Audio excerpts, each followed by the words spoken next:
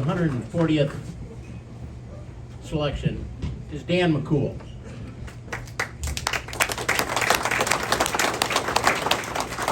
If you've been around wrestling going back to the 1970s through 2020 when Dan passed away, everyone knew Dan McCool. He was liked, well respected by athletes and coaches. You knew you were at an important competition when Dan McCool was there to cover it. Dan first made his reputation as one of the best wrestling writers in the nation during his years as the primary wrestling reporter at the Des Moines Register. In addition to his outstanding coverage of Iowa wrestling at the high school and college level, Dan often traveled across the nation to report from major USA wrestling events, providing coverage on an international level. One of the books that Dan wrote was called Reach for the Stars. This is a history of Iowa wrestling going back to 1921. 1921 through 1925, the state AAU managed the state competitions. In 2024, 2025, we will celebrate our 100th year of the Iowa High School Athletic Association running the tournament.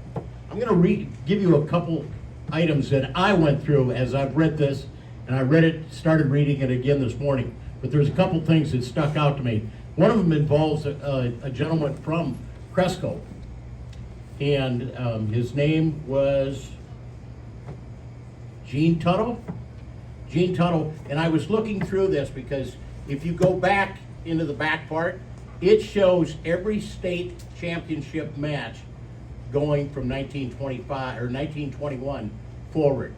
So in 1940, 41, and 42, my uncle wrestled for New Hampton. He's mentioned in this book, and it is not 1940, he took third. 1941, he was a state champ. In 1942, he wrestled the longest match in high school history. I didn't read this book until 2012. I officiated high school and college wrestling for 38 years. My uncle never said one word to me about wrestling that longest match. I knew he had been a state champ in 1941. I did not know anything about 1942. But in 1942, he wrestled Gene Hunt from Thomas Jefferson, Council Bluffs in the finals. They went, at that time, the matches were 2 minutes on your feet, and then you went an additional 6 minutes on 2 more on your feet, 2 on defensive position, 2. So it went 8 minutes. At the end of the 8 minutes, the score was still 0-0. Neither one could score against each other. So the referee said, well, we're going to go to an overtime. They had never had any overtime rules. So they went 2 more minutes. Neither one scored. They went 2 more minutes. Neither one scored. They went 2 more minutes. Neither one scored. They went 2 more. Neither one scored. That's 16 minutes of wrestling on the mat. Now get this, my uncle was the defending state champ. The referee looked at the 2 wrestlers and they were both dog tired, he said, and he raised the other kid's hand. My uncle, like I said, I refereed. My uncle would go to Iowa City with me when I'd work a meet at the University of Iowa, or he'd come up to Waterloo to watch a meet I refereed. Never once said one thing to me. 2012, I read the book and I call and I say, Uncle Bro, what's the deal with this? So we sat down and we discussed it. We talked about the overtime rules now and how it has changed. But to that, he never said a word. But from the day that he lost until he was 96 years old, because he died when he was 98. But from the day that he lost that match at the state tournament in 1942 until 2016, when he was 96, he would get up in the morning and he would do 100 push-ups.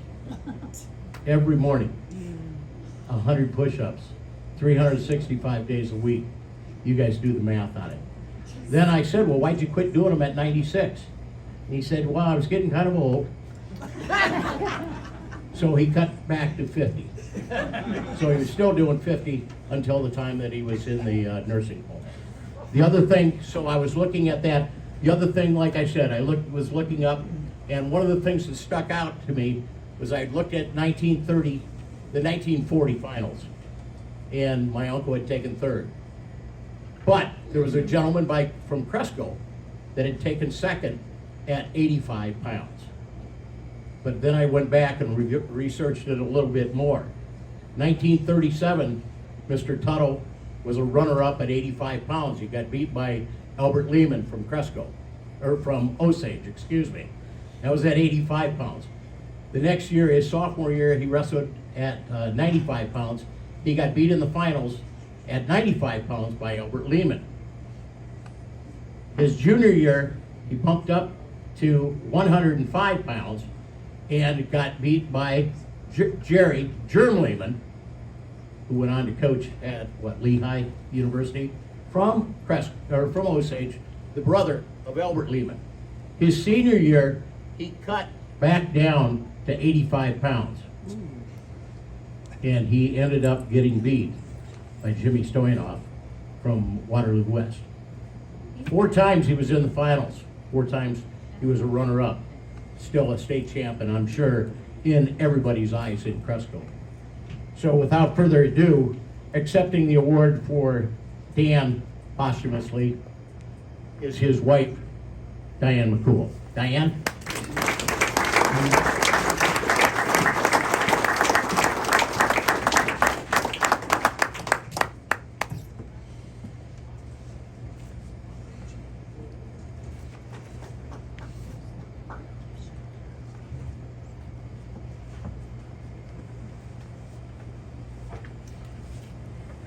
Thank you. Good evening, everyone. I feel like I have probably the least wrestling knowledge of anyone in this room. But I was married to Dan for almost 24 years, so maybe something rubbed off. Thank you, Bill, and the Iowa Wrestling Hall of Fame. It's an honor to be here to commemorate this induction on Dan's behalf. I'm joined this evening by all 4 of Dan's brothers and their wives. Came from 3 states to be with us today, and I'm so happy we could all be together this evening for this great occasion. Of course, I wish Dan was here tonight, as do all of us, but right now I miss him the most because he was a much better speaker than I am. So anyway, I'm going to do my best to keep it reasonably brief and meaningful as well. Many who didn't know Dan well ask if he was a wrestler and if that was why he became interested in the sport. Well, he didn't wrestle. Maybe once and it didn't go well, but he grew to love the sport as he learned its great history growing up in his hometown of Clarion. Many of you know that Glenn Brand, who went to Clarion High in Iowa State, was an Olympic gold medalist in 1948. I know a little bit of wrestling history. I read this book. So. All 3 of them. After that, there were many great wrestling teams in Clarion. Dan and his brothers tell stories of racing to the Clarion gym after an early supper so that they could get a spot to watch the wrestling meet. Apparently people would practically hang from the rafters and the basketball hoop to get a spot. Dan loved to take pictures, which many of you may know, especially of wrestling, and that helped him get a job at the Predicament, and also for the Wright County Monitor. He did some writing and taking photos while he was still in high school, and so his career began. He worked at newspapers in Knoxville, Iowa and North Dakota before coming back to Iowa to stay. He spent more than 30 years working for the Des Moines Register, where so many became familiar with his work. He was both a photographer and writer for each publication he worked for, which he took great pride in. And he credited great teachers at Clarion High for sparking his interest in both. All sports were important to Dan. He covered so many in his career: boxing, horse racing, but wrestling was always number 1. And he had an especially contentious relationship with basketball, though. As some wrestlers and their coaches do, their seasons often overlap, and they tend to compete for space and fans sometimes too. One of Dan's favorite t-shirts, of which he had many, anyone who knows Dan knows how many t-shirts he had, especially me, said, "The best thing about a basketball floor is wrestling mats from door to door." That was truly him. One of Dan's favorite things about covering wrestling for the Register was the chance to do the ratings each week. And for the uninitiated, not too many in this room I don't think, that's basically listing the best high school wrestlers in each class in order according to skill. So it gave him a chance to talk to the coaches, which he thoroughly enjoyed. The ratings took a lot of time, but he didn't care. He loved it. I was just happy to get to have dinner with him on Sunday nights in the winter to celebrate him finishing the ratings for the week.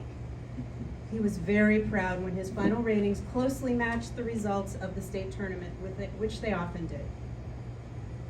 So Dan also had a chance to cover college wrestling and was lucky enough to cover the 1996 Olympics in Atlanta.